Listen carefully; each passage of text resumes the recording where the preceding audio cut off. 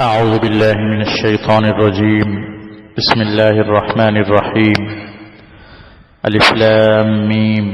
الله لا إله إلا هو الحي القيوم. ألف لام ميم. الله أعلم بمراده بذلك، جس کے معنی اللہ تعالیٰ کو ہی معلوم ہے. یہ اللہ تعالیٰ کے رازوں میں سے ایک راز ہے جس کے بارے میں ہمیں علم نہیں دیا گیا. بس ہمارا اس بات پہ عقیدہ اور ایمان ہونا چاہیے کہ یہ قرآن کریم کا حصہ ہے. الف لام میم ہو یا دیگر جو حروف مقطعات ہیں، الف لام را، طاسین، یاسین، کاف، ہا یا عین صاد، جو بھی ہیں، حامیم، یہ سب قرآن کا حصہ ہیں، قرآن کی آیتیں ہیں. ان کو پڑھنے پر اجر و ثواب ملتا ہے. جیسے حدیث میں بھی آتا ہے کہ الف لام میم ایک حرف نہیں ہے، الف ایک ہے، لام ایک ہے، میم ایک ہے، 3 حرف ہیں، اور اس کو پڑھنے پر 30 نیکیاں کم از کم اللہ رب العزت عطا فرماتے ہیں. لیکن اس کا معنی کیا ہے، اس کا مطلب کیا ہے، اس کی حقیقت کیا ہے، واللہ اعلم، اللہ ہی زیادہ جانتے ہیں. اور ہمارے لیے جائز بھی نہیں ہے کہ ایک ایسی چیز جس کو اللہ اس کے رسول نے راز رکھا ہو، ہم اس کے اندر اپنی طرف سے کھود کرید کریں اور اپنی طرف سے ان چیزیں نکالیں اور بنائیں. یہ جائز نہیں ہے. بس ایمان لے آئیں، یقین رکھیں.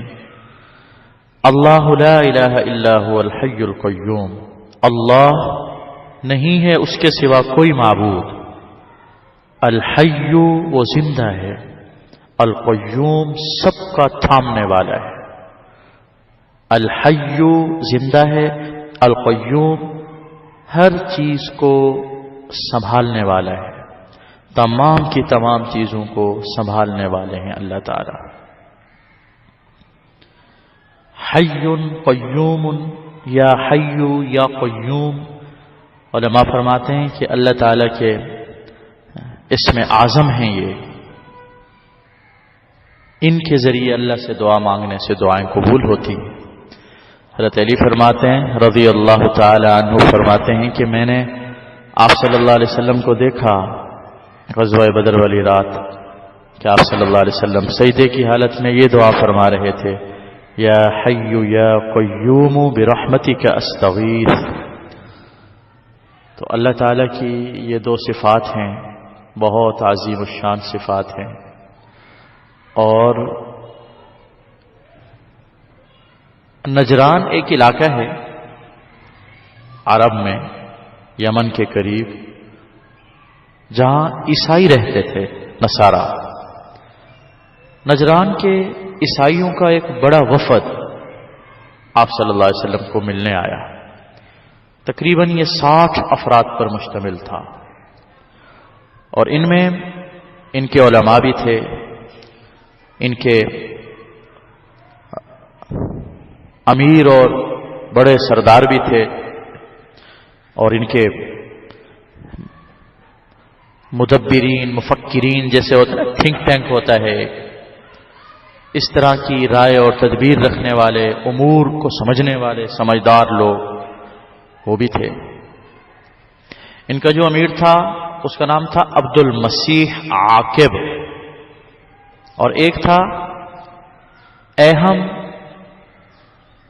السید، یہ بڑا مدبر اور مفکر، بڑا سمجھدار آدمی تھا. ایک تھا ابو حارثہ ابن علقمہ، اور یہ مذہبی بڑا پیشوا تھا، پادری تھا، لاٹ پادری، یعنی بڑا پادری تھا، عالمی شہرت رکھنے والے لوگ تھے یہ.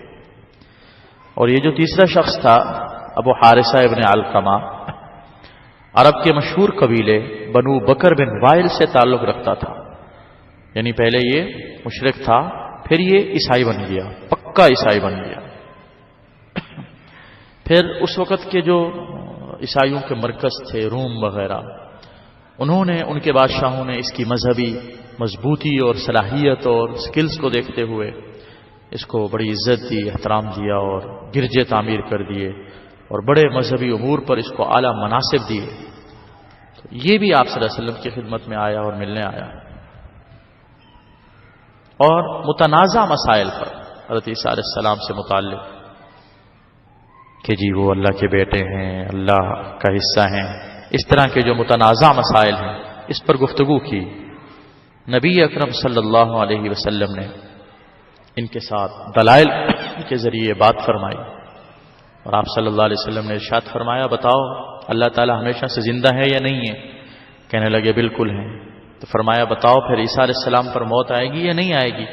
کیونکہ عیسائیوں کا نظریہ یہ ہے کہ عیسیٰ علیہ السلام سولی پہ چڑھا دیے گئے. تو کہنے لگے بالکل موت آ گئی ہے ان پر. تو آپ صلی اللہ علیہ وسلم نے فرمایا پھر وہ کیسے خدا ہو سکتے ہیں؟ پھر وہ کیسے خدا کا شریک بن سکتے ہیں؟ ان پر تو موت آ گئی ہے. جس پر موت آئے وہ کیسے اللہ کا شریک اور ہمسر بن سکتا ہے؟ القیوم. پھر آپ صلی اللہ علیہ وسلم نے فرمایا بتاؤ کہ اللہ تعالیٰ کھاتے پیتے ہیں؟ کہا نہیں کھاتے پیتے. اچھا بتاؤ عیسیٰ علیہ السلام کھاتے پیتے تھے؟ جی کھاتے پیتے تھے. کیسے ہو سکتے ہیں اللہ یا اللہ کے شریک؟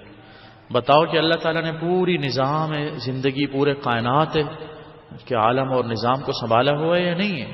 بالکل سنبھالا ہوا ہے. بتاؤ کہ عیسیٰ علیہ السلام ان میں سے کسی چیز کو سنبھال سکتے ہیں؟ کائنات کے نظام کو، عالم کے نظام کو؟ کہنے لگے بالکل نہیں سنبھال سکتے. تو اس طرح دلائل کے ذریعے سے وہ شکست کھا گئے. دیکھیں اسلام کی ایک خوبی ہے، اسلام دلائل سے بھرپور ایک کامل مکمل دین ہے. اگر ایک مسلمان کو دین کی خبر ہو اور اس کے دلائل سے واقف ہو، دنیا کا کوئی مذہب بھی اسلام کے دلائل کے سامنے نہیں ٹک سکتا. تو آپ صلی اللہ علیہ وسلم کے پاس یہ وفد آیا تو سورہ آل عمران کی تقریباً 80-90 جو ابتدائی آیات ہیں، تو اسی واقعے میں اسی وفد کے آنے پر یہ 80-90 آیات نازل ہوئی اور عیسائیوں کے تمام نظریات کو رد کیا گیا جو عیسیٰ علیہ السلام کے حوالے سے ہے کہ جی وہ اللہ ہیں یا اللہ کے بیٹے ہیں یا 3 خداؤں میں سے ایک ہیں، جس کو عقیدہ تثلیث کہتے ہیں. سب کو رد کیا اور فرمایا کہ نہیں، وہ اللہ کے ایک بندے تھے اور ان کی مثال ایسے ہے جیسے آدم علیہ السلام کہ اللہ نے ان کو مٹی سے بنایا، ایسے اللہ نے عیسیٰ علیہ السلام کو بھی بنایا بغیر والد کے. اس کے اندر حیرت کی کیا بات ہے؟ اللہ قادر ہے ایسی چیزوں پر.